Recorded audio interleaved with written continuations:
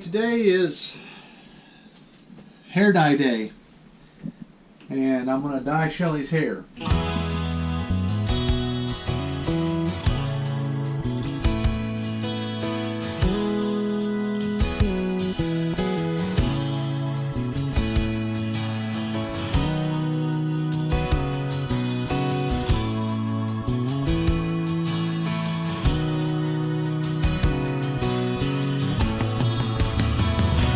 We don't do a complete dye. She just likes to cover up the roots. So she got with her stylist to get the proper color, and she has it shipped to her every once in a while. I ordered it online, but I did get the color blend from my stylist.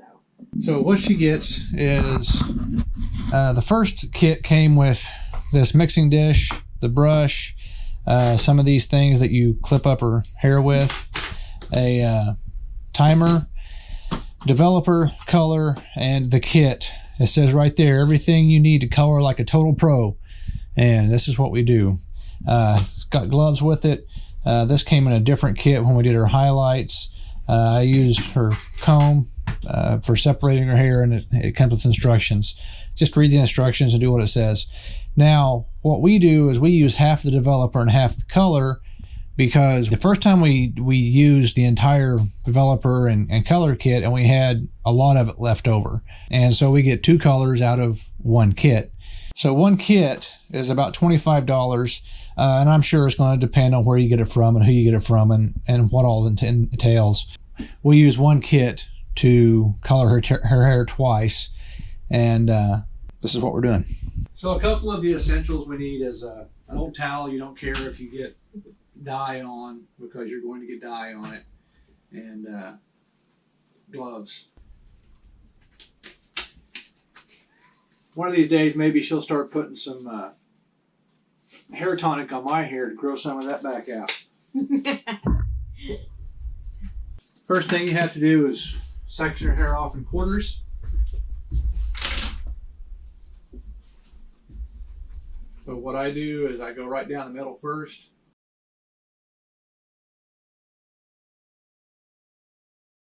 After we get the first part all the way down the middle, then you part front to back on the sides.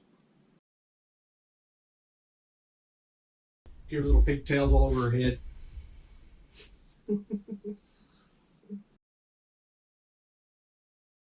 Right here is where we're going to focus on. Where the roots grow out, it's going to be a different color than what the dye on her hair is. So we're going to color this to match this better.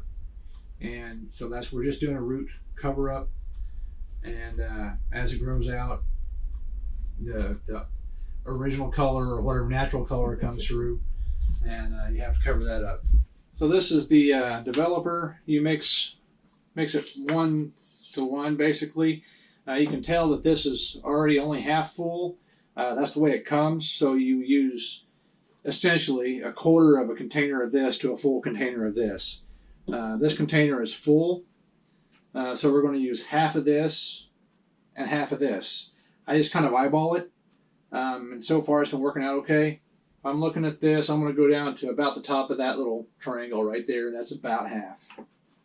If I'm looking at this, there's really not a good halfway point, so there's some words here, and I'm going to go by about here. That's about half. And interesting enough, the word that I'm going to is certain. I'm not certain that's half, but it's certainly some. And we have certainly some left over. Now you have what looks like an egg.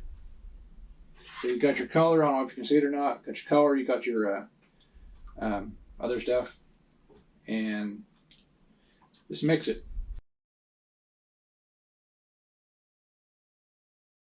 We start with 1/4 of the hair. When you're doing the color like this, really you're just focusing on the roots, and it's fine for it to get on the other hair. You don't want to like paint it on here because it's going to be spotty, kind of like a hyena or something. But you don't want that. So you take down one section of hair, and I like to start right in the middle. Will you look up? Mm-hmm. Yep. I like to start right in the middle and just paint it on real thick.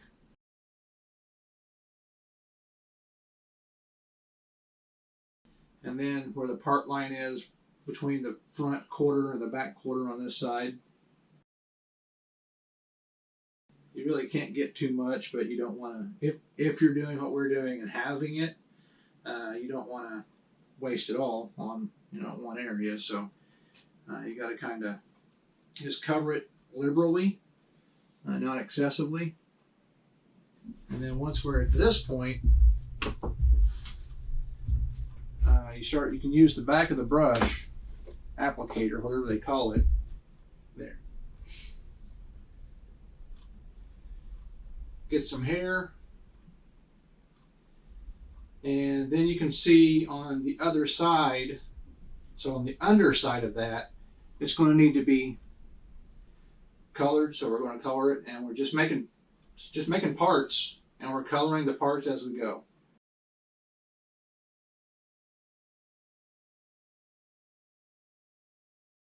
And we're painting with the grain of the hair. Whenever you do highlights, depending on what kind you do, oftentimes you'll go across the grain. I don't know why. That's just what the YouTube video said that I watched.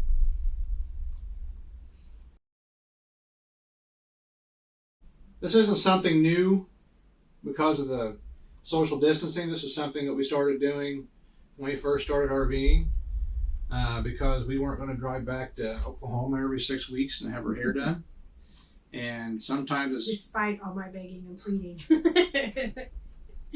And sometimes it's just not convenient to find a new hairdresser, and women are, I guess, kind of particular about their hairdressers.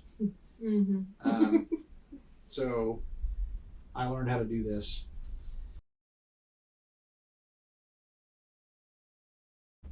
I guess there's one step that I missed.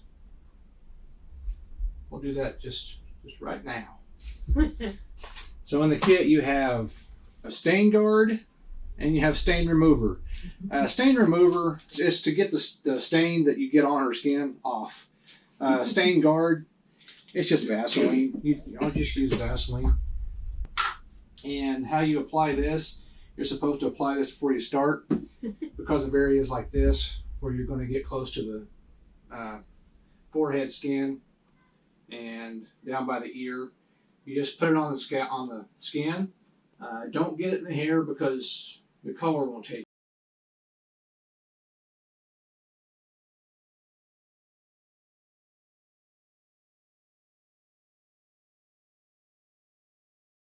And that's the stain guard. All it does is make it easier to get the stain off her skin whenever it gets on the skin.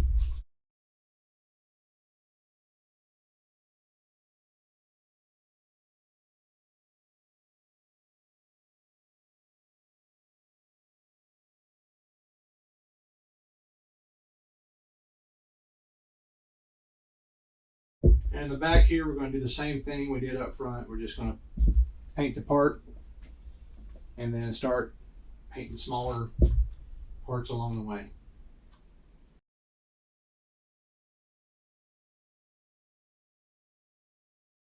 So as you can see here, there's a really hard line here and down here. This is all color on the skin, but look up a little bit. This is all skin that I put looks like she's sweating. She's not sweating. That's Vaseline. So I've put Vaseline on all this. Most of it's going to come off pretty easy. Some of it you'll have to scrub off. But we got the parts here painted well. That color setting in well. Doesn't look like I've missed anything. I don't see any stragglers. So we're going to set the timer for 30 minutes. And we'll see you in 30 minutes. A few minutes later. Now that we got her hair dyed, now we get to wash her hair. We're using the classic shampoo that comes with the kit and the classic conditioner. And just like we only use half of the coloring, we're only going to use half of the conditioner and shampoo. At least that's the plan. That usually works. First thing you do is you rinse it. Is that too hot? No. And you're supposed to rinse it until all the water runs clear. And as I'm washing here, I'm going through and kind of using my fingernails through the gloves to get the little bits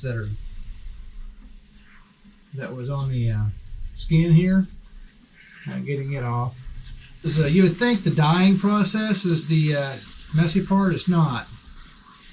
Washing it's the messy part. Alright, so we've got most of the stuff off her face, most of the stuff out of her hair. The water's not running brown now, so now we'll go ahead and with the classic shampoo.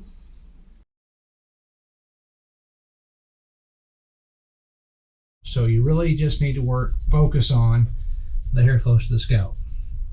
She'll shampoo the rest of it out, any kind of residual stuff or whatever, whenever she shampoos in the shower later.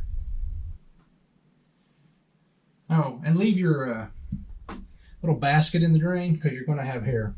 All right, we're done. I like to comb her hair out just to make sure that everything's pretty much the way it needs to be. I'm not going to have to use the stain remover because most of it's already off. Anything else that needs to get off, she'll rub it off in the shower. And that's it. Ta-da! And I hope you enjoyed this segment of things to do while you're socially distanced.